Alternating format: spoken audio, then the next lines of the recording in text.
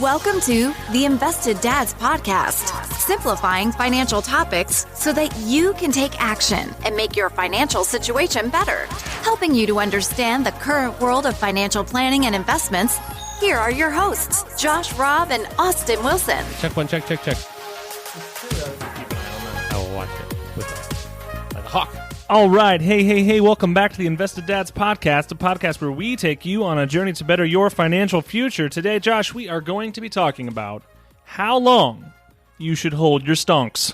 Well, in my opinion, you should hold your stocks until they have their own head control and can support themselves. Being a dad who's raised 4 kids, I know that's about the point where holding them is not as necessary. That's right. They can sit up on their own. That's right. They can do their own thing. Just hold your stock. That's hilarious. Let's kind of break this thing down by starting with some statistics. Yeah. Okay? And this comprised from this statistic is what made us really all up in arms on this. So yes, it is widely believed, it's really hard to calculate for one, but it's widely believed that the current holding period for a stock in the United States is under 1 minute. Come again. Wait a minute. Under 1 minute. So someone buys the stock and decides, I'm done with this. Within a minute. Within 60 seconds. Yeah. That's kind of what is going around as the average holding period for a stock in the U.S. That I just have a hard time comprehending that. And it's been falling for decades. Mm-hmm. So there was an interview that Senator Mark Warner, a Democrat from Virginia, did. The interview was from 2016, but the kind of trend is the same. So in 1960, the average stock holding period was 8 years and 4 months. Okay, that's not bad. That does not sound too bad. Yeah. In 1970, that had fallen to 5 years and 3 months. All right, a little shorter. In 1980, that had fallen to 2 years and 9 months. In 1990, that fell even further to 2 years and 2 months, but not that much. Mm-hmm. In 2000, that fell to 1 year and 2 months. In 2016, which is when this interview was completed, that was around 4 months. So not even half a year. And then in 2021, it's estimated that that's less than a minute. All right. And so, again, if you recall back, we've talked about this in the past, but holding a stock in a taxable account for longer than a year gives you some tax advantages. So True. We're well short of that now, being 60 seconds. You're being taxed for sure at your income tax rate. But anyway, so why? Yes. Why How is that even possible? Well, the main reason that's driving a lot of this is what's known as high-frequency trading. And essentially what this is computers have algorithms and things that they're looking for and reacting to how the market's working and all that stuff with all these different stocks. Mm-hmm. And for that matter, ETFs and bonds and all kinds of stuff. But anyway, they are set automatically to either buy or sell when certain things reach certain thresholds based on the program that's in them. And they can do that very quickly. And I'm talking like fractions of pennies of share movements can trigger these things, especially when you're trading millions of shares. But it's called high-frequency trading because things are traded at a high-frequency rate. And that is definitely the biggest driver.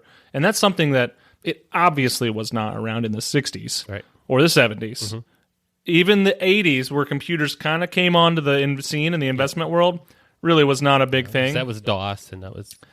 Even in the 90s, it was not as prevalent. But as we've gotten closer to where we are now, high-frequency trading has become a big part of the world. So a peace of mind is probably the average holding period for a real live individual person is probably a little more than a minute. Absolutely. But we have seen this trend shortening even for that. And that's part of what we've talked about. Okay. Yes. So then the question comes back to, I think we both agree longer than a minute is probably good to hold a stock. Yeah. But kind of how long should you hold it? What makes sense? Man, we're going to answer that question at the end. But let's talk about some factors that kind of go into us coming to that conclusion, which we'll leave you with. So one of them is compounding, and Josh and I have talked many, many times about how compounding is the eighth wonder of the world. It's Josh's greatest favorite thing. It's awesome. Since after his kids, it's like compounding is the only thing I don't want moderation in. You want excess of compounding. I want more compounding. But yes, you have to let your investments have time to work for you. Yes. And obviously, yes, I think you hit the nail right on the head. Average investor versus all the stocks in the available investment universe. Right. We're looking at the whole universe. That's not the average investor holding period, but it makes for a great statistic that makes you think, right? It does. But in general, yes, we've seen that fall. And even for the average investor, that would have fallen in that time. Another couple things that have kind of aided this that I actually forgot to mention is we didn't always have this ability to trade easily and quickly. And cost. So nowadays, trading is essentially free for us. And you on your phone or whatever, wherever you go, you can pretty much trade for free. Yep. And you can do it on the internet in the click of a button, Yep. or you can do it on your phone when you push a button. It is that easy, and it is executed almost instantaneously. So you don't have to call somebody and place an order and blah blah blah. And, that takes forever. Trading cost used to be a factor because it used to cost like $20. Yeah. I remember, 34, 20. When it got under 10, things were a big deal because you'd be a lot more selective at what you're buying and selling. $9.99 or whatever, $9.95 for a trade. People, it's a great deal. It was $4.95 and then zero. So those are a couple things that have really kind of propelled that. Now it's a lot easier. And like I said, the tax advantaged accounts, we now have 401ks and HSAs and Roth IRAs and all of these things that are not, you're not taxed in generating that gain when you sell, which is something that you would be in a traditional brokerage account, which is probably what from selling. Exactly. Yeah, and that would have been what most people would have had, the further back you would have gone. That's pretty much the best vehicle you had for your investments at that point. So a couple things that were going on there. So back to compounding. Josh, why is time essential for compounding to work? Yeah. So the whole point of compounding is you give it time to earn and grow on itself. And when we're looking through that, one of the biggest pieces that impacts that really is if a stock pays a dividend, that's enhanced because not only does that initial purchase have time to grow on itself as its earnings grow and the company keeps going, but if I'm adding new dollars into that, so if a company pays a dividend and then I reinvest it, that's more of that stock to compound and grow. So you're compounding your compound? Compounding your compound. Oh, I love it. So, but we looked, Austin did this cool little look back and saw that a 30-year time period, the last 30 years, an investor earned 83% more by reinvesting dividends. So if you just took the performance of the S&P 500 without dividends, and then you said, what if somebody, every time they got the dividend, reinvested it, they would have an 83% better performance. That's kind of a lot. That's a big deal. Well, because you think, so what? I mean, I'm just pulling a number out of thin air, but say the S&P 500 has averaged 2% dividend yield over the past 30 years. It's probably been a little higher than that, actually, but now it's less than that. Low. So it's 2%. So, yeah, you get a 2% in dividends. Reinvest it. Every single year. So you're automatically getting 2% more than the price return. And then that 2% is growing the next year at that return. And then all of that's growing. It's just compounding. Oh, it's awesome. It's beautiful. Yep. And that only works if you're there to hold and get the dividend. Yeah. So compounding versus your just price return in a 1 year time frame isn't that big of a deal. But like you said, you let those go over time, and that's why a holding period matters. Your performance will be impacted. Absolutely. Another argument that I think a lot of people hear or are told, or maybe you say this yourself, is, well, I'm going to sell my losers, right? These things have just stunk it up. They're dragging down my portfolio, and I got to get out. I got to get out before it gets worse. So why would you hold on to something that isn't doing well? So there is the idea, a couple of things. First is it may just be underperforming at this point. I may have bought it early, or there may need more time for it to turn around. So that's why you'd hold it. The second thing is actually an argument for selling your losers, and we're going to get to this at the end, but there may be a reason why you actually want to do that. We're going to talk about that later. But the argument against it is really value investing is buying something when it's undervalued and letting it catch back up to its realized value. Right. So if you have something that's done poorly, you're anticipating that it'll do better, all other things equal. Yes. Another thing is that if you've got something that's really not done well in your portfolio, you might have somewhat of a diversified portfolio. Yes. That's one of your drums you've been beating for a long time. Yes, if everything in your portfolio is going the same direction, is not diversified, and so that's happy when it's going up. Yeah, right. But when it's going down, everything's going down. And so last year's a great example. If we just look at stocks, if you had growth stocks, you had a great year last year. Absolutely, it was awesome. If you had value stocks, you did not so good of a year. It was flat or slightly up 2% or whatever, as opposed to like 34% for growth. Right. That doesn't mean that you should have just dropped all out of value, because historically speaking, those things go in back and forth in tandem. Sometimes value, sometimes growth outperforms. Doesn't mean one or the other you should chase. It just means you're diversified. There is a case to be made for owning things that are doing well and things that are doing poorly, because different sectors, and even to that matter, within different sectors, different companies within those sectors do better or worse at different stages in a market cycle or different stages in an economic cycle. Yes. So here we are in 2021. We are in an early part of an economic expansion. Yep. And we're at an early part of a new political regime.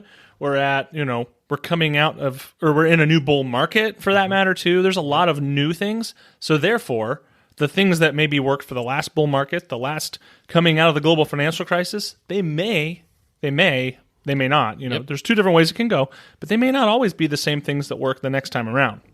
Correct. So, yeah, selling your losers, maybe not ideal all the time. Yeah. So you don't just do it because they're losing. They're losing. Yeah. Yep. Unless the fundamental story has changed. Yep. If the fundamental story has changed, that's a whole other story. Yep. But just to sell something because the price is down isn't necessarily what we're talking about today. The other argument is, I gotta capture some of these gains. These winners have been doing so great. I bought PayPal at $60 a share, and it's $250 now. I gotta sell. Gotta get out. Why would you not do that? Yeah. And the idea there, again, is if you have a good, strong company, they will continue to grow and their price will continue to go up.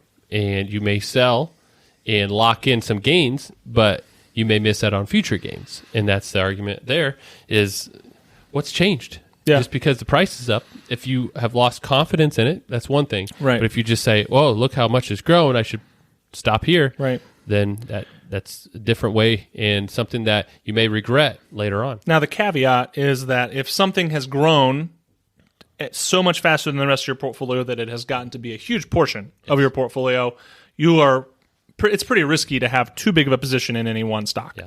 And that brings us to the question I propose is, and this is true for the loser argument and the winner argument. You're calling me a loser? Yes. The idea is rebalancing. We say buy and hold stocks. Well, I'm also a proponent that you have an asset allocation and you stick to it, which would require rebalancing. Does that count, or does that go against a buy and hold strategy? No, I think yes and no, actually. So, well, technically it does, because you are trading and you are not holding necessarily indefinitely. I think that there is a prudent overlay to some of these things. It's just it's the same argument with the sell your winners. Mm-hmm. It's being responsible. You can't let things get too out of whack. So you would say it depends? I would say it depends, and in moderation. You should probably rebalance in moderation. Yeah. And really, again, we want to clarify, when we talk about buy and hold strategy, when we talk about, hey, you know what, don't be day traders, in the long run, you're going to be better off finding good fundamentals and sticking with it. That's the underlying, that's kind of the thesis for investing that we believe in. But on top of it, like you said, you kind of use your own brain to say, okay, that's great, but I've owned Apple for 10 years and it's gone from a 5% weighting in my overall portfolio to now it's 20% weighting. Yeah. What should I do? And the point is, you know what? From a diversified portfolio, you're kind of getting overweight here. Right. Maybe you do trim it back. I'm not selling because it's a winner. I'm not selling to lock in the gains. I'm selling for a purpose of my allocation is designed to get me to my goal, and I need to stick to it. If I get too far overweight, get too far underweight, it can impact my overall success. And so you're right. It doesn't go counterintuitive to a buy and hold strategy because you're not reacting to it. Correct. The opposite of buy and hold really is day trading, which to me is a lot of emotional investing. Right. I'm out, I feel good, I'm scared, and that's really not what rebalancing is. Rebalance is saying, at this set time, I will relook at where I'm at and get back to my target. Not because I feel great or I'm indifferent. I'm just going with the thought of, this is where I want to be. I'm going to get back there. And I'm doing so in a way that is unemotional, detached from feelings. I'm selling things that are too big, buying things that are too small. I may be selling some winners, but that's okay because I have a reason, I have a strategy. Proactive trading is favorable to reactive trading. Yep. We would rather be the people choosing to do those things ahead of time before things get too out of whack or before something happens when things are too risky. Yep. You know, I don't know why I'm thinking about this because Bitcoin's popular, but some people had allocated a small portion of their financial picture to Bitcoin a year ago, right? Mm-hmm. That 5% weighting in your overall... It's a little bit bigger now. It's a lot bigger now if you did not trim it. Yep. And when Bitcoin falls 20% in a day, that can be it. It gets down to 20,000 like you predicted. Then it's going to happen. It's got to happen. And even though not today. Yeah. And along that same thing, when you talk about removing the emotion from it, selling your losers may be reasonable if it's for a purpose. For instance, we've talked about tax loss harvesting, where you sell something at the end of the year to create a taxable event to give you a deduction or a reduction in your income. That's fine. Yeah. Again, you're not selling because you're emotionally, oh, this is the worst stock, I'm out. You're selling because I can enhance my taxes and I'm going to probably own this again in 31 days. Yeah. And so are you still buying and holding? Long Right. term, yeah. You just are being strategic about your taxes during that time. And we put a specific episode about that situation out at the end of last year. So we will link that in the show notes if you want to go take a listen to that. Yep. That's something that's typically done at the end of the year. You can do that at any point, really. But typically at the end of the year when you're taking a look at your financial, your gains over the year. So, Josh, this is pretty real stuff we're talking about here. Yeah. I feel like you need to crack a laugh. Break. Yep. Take a break. Just do it right here. I got a good dad joke of the week for you. I'm ready. Why do seagulls fly over the sea? Probably because if they flew over the land, they'd be land gulls. I mean, you're pretty dang close. Because if they flew over the bay, they'd be bagels. Oh, bagels. I like that one even better. I like it. Classic. So there's your dad Bagels. joke of the week. Bagels. All right. So let's kind of get into the nitty-gritty of it a little bit. Let's just say that the account type that you're holding or buying or selling or whatever, these stocks specifically, it matters. It does. Yeah, so buy and hold strategy has a different impact in different account types. So if you have a taxable account, which we talked about earlier, if you hold for longer than a year, your capital gains rate is considered long-term, which is a more favorable tax bracket. Significantly, usually. Yes, depending on where you're at, but normally it's a pretty good discount. If you sell from holding less than a year, you're taxed at your short term, which is the same as your income tax rate, which is usually higher. So when you're holding for less than a minute, that's the short term. A little bit short term. Short term tax rate. This is what's going to burn the GameStop millionaires or whatever.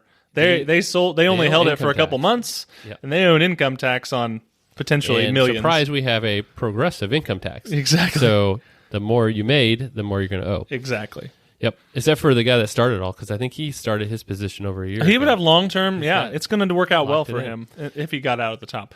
On the reverse side, flip side, you have a tax advantage account, which would be anything where the tax is either already paid, like a Roth IRA, or deferred, meaning it's going to come out later. 401k, rollover IRA, traditional IRA. HSA is in the first category as well because it's not taxed. And I guess it could fall in either depending on what you use the stuff for. But high level, there's no tax in the transactions. Yes. And so those then you don't have to worry about did I hold it for less than a year or not. So most of the time, taxable accounts, you have an incentive to be a buy and hold person. Is I get paid more or I give less to the government if I wait a year or longer. And all other things equal, we want to pay less tax. Yes. If you can. Yep. Legally and ethically. Pay less tax. Yeah. Tax advantage accounts, that incentive is gone. I could buy it today, or I could buy it this minute, sell it next minute, and I don't owe any tax. As long as it stays in that account and I don't withdraw it's indifferent. So that's part of, like you mentioned, is if you're going to have a strategy that revolves more trading, then maybe you'd want it in a taxable or tax advantage account. Buy and hold, put it in a taxable account. Absolutely. So, there is an impact. So think about that let's say you're utilizing a couple different strategies for your overall allocation. Ooh, you love buckets. Buckets. I love buckets. So there may be a strategy that is more advantageous to trading. And you say, okay, if I know there's a possibility of that, or that maybe it's some sort of strategy where they come in and out of positions and you have less control over it, you may want to put that in a tax advantage account so that you're not adversely impacted on your tax return. Whereas you say, okay, here's one that I get to choose the holding period, I get to choose the investments, maybe that's a taxable account, because then I know if I'm going to sell, I know I'm creating the gains. I'm aware of that on my own. The trigger is with you. Yes. Absolutely. Josh, what is one exception for this sort of thinking? And it's kind of an exception, but the more you think about it, it's really kind of shouldn't be. But let's say your goals are short-term, so then your holding period becomes short-term. Now, I would argue then stocks probably aren't your best that's thing to be That's in. what I was thinking. But let's say you're in a position where you want to grow your money, but you're going to possibly need it in a shorter time frame. Yeah, then you just be aware of that, and I would again argue that volatility would be the bigger play there. Is what if I need the money short term and I can't wait for the market to recover? I'm April of 2020, the market's down 34%, and I need this. Yeah, then I'm locking in losses and I'm selling. But holding period matters, goals matter. And that would consider whether it's a buy and hold strategy. And again, we're talking stocks, but maybe it's a buy and hold strategy for a fixed income ETF or mutual fund. Yep. You can still do buy and hold for that, and that's less volatile. So maybe that's where you'd fit into those type of shorter term goals, where you'd say, okay, I may want to own a ETF instead of a mutual fund because I'm not going to get my capital gains at the end of the year. You could be strategic there, knowing I have a short time frame. Still going to hold until I'm done. I think all of those Reddit people are saying, hold the line, hold. Well, without the buying, this is not even related to what we're talking about. Without the buying side, that gets stocks going flat. You can hold. But it doesn't mean it's going to go up. Yeah. You're still holding your shares. Exactly. So I guess at the end of the day, Josh, it's all about how to best meet your long-term goals, right? Mm-hmm. So investing in general is all about meeting those specifically longer-term goals. But that's retirement for a lot of people. That can be a lot of other things. Yep. But how long you hold stocks can be a factor in that. And as we know, and we've said before, investors left on their own have historically underperformed the market. They typically make some pretty poor choices when it comes to timing. Yes. And if you are more of a buy and hold type investor, you're going to do better than that. And that's one of the benefits that we like to preach, in our world is you're going to do well and meet your goals just by not making bad choices. And that's something that working with a financial advisor can really help you with. So as a reminder, if anybody would be interested, there is an Invest With Us tab on our website, and you can check that out. You can schedule a meeting with Josh himself to have a discussion, and he has a pretty good ear for this stuff. So check that out if you're interested. I think it'd probably be best. Wow, I can't talk. To wrap this up with some quotes of wisdom from some very wise men in the world. So Josh, kick us off. Yeah. And as we do this too, there is the concept, like you mentioned, fundamentally, we are actually more likely to sell winners and hold on to losers too long than we are to sell the losers and keep those winners. We are more likely to say, hey, this thing's up, I'm going to lock in these, and then say to the loser stock, you know what, it's probably going to recover at some point. And so you're right, we're predispositioned to kind of make bad emotional decisions for investing. That's why strategy, that's why goals, that's why having a plan matters, is you're not forced to make that decision, which usually is wrong. You say, okay, I'm selling this one because my strategy tells me, my goals tell me, my plan tells me I'm too big there. Right. I'm buying this one even though I don't like it because I need it for diversification. It will historically has been fine. It's just not doing well right now. Yep. And you just take the emotion out of it. But to look at that, Nick Murray, who we've talked about in a prior podcast, he's written some books. He says when it comes to stocks, buy when you have the money, sell when you need the money. Everything else is market timing, which is another term for madness. And you could tell he's not a fan of market timing or day trading. He would be a buy and hold type investor there. Another one. Until you need the money. And then it's okay to sell. Yeah. It's part of the plan. Yes. Another wise man that, most people in the investing world have looked up to for decades is Warren Buffett. Oracle of Omaha famously said, "Our favorite holding period is forever." Mm-hmm. Because to him, and I'm thinking, like Apple specifically, he's got a huge stake in it, but he's held it for a long time. It's big, but it does well, and he understands the company, and nothing's changed. Yep. He's not getting rid of it. Yep. And unless things change or your situation changes, hold that stock. Yep. So as always, check out our free gift to you. It's a brief list of 8 principles of timeless investing. These are overarching investment themes to keep you on track to meet your long-term goals.